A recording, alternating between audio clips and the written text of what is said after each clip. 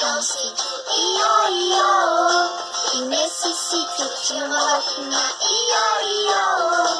Era mumumu pra cá, era mumumu pra lá, era mumumu pra todo lado Iô-Iô.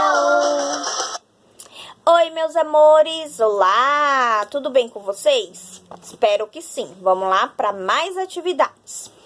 Na página 11, ó, aqui o João desenhou todos os bichinhos que ele gostaria de ter lá no sítio dele. Então, ele desenhou o quê? Uma vaquinha, um porco, um cachorro, um peru e um cavalo. Lá no material de apoio, e uma galinha também. Lá no material de apoio, ó, lá no final da apostila, na página 2, vão ter todos esses bichinhos. A gente vai fazer o quê? Vamos pedir ajuda da mamãe. A mamãe vai fazer um som. Vamos supor, mu.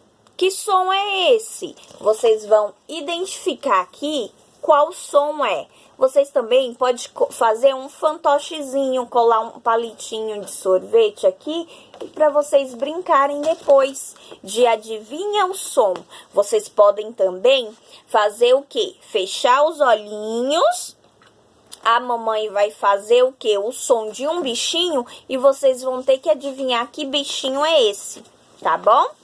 Aí na próxima página, na página 12... olha quem está aqui, a mamãe do João. A mamãe do João gosta muito de plantinha e ela tem uma plantação de milho. A plantação aqui, ó, tá faltando alguma coisa aqui. Então, vamos pegar o papel crepom, ó, o papel crepom verde. Vamos fazer bolinha. Olha a bolinha.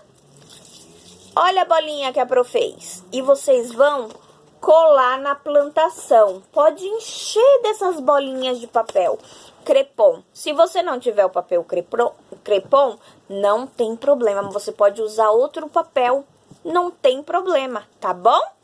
Então, meus amores, na próxima página, olha a folha de atividade avulsa aqui. Olha a folha avulsa aqui. Vocês vão colar lantejola. Essa daqui é uma obra de arte do Van Gogh. E isso é um artista muito famoso que já morreu, porque ele viveu lá no século passado.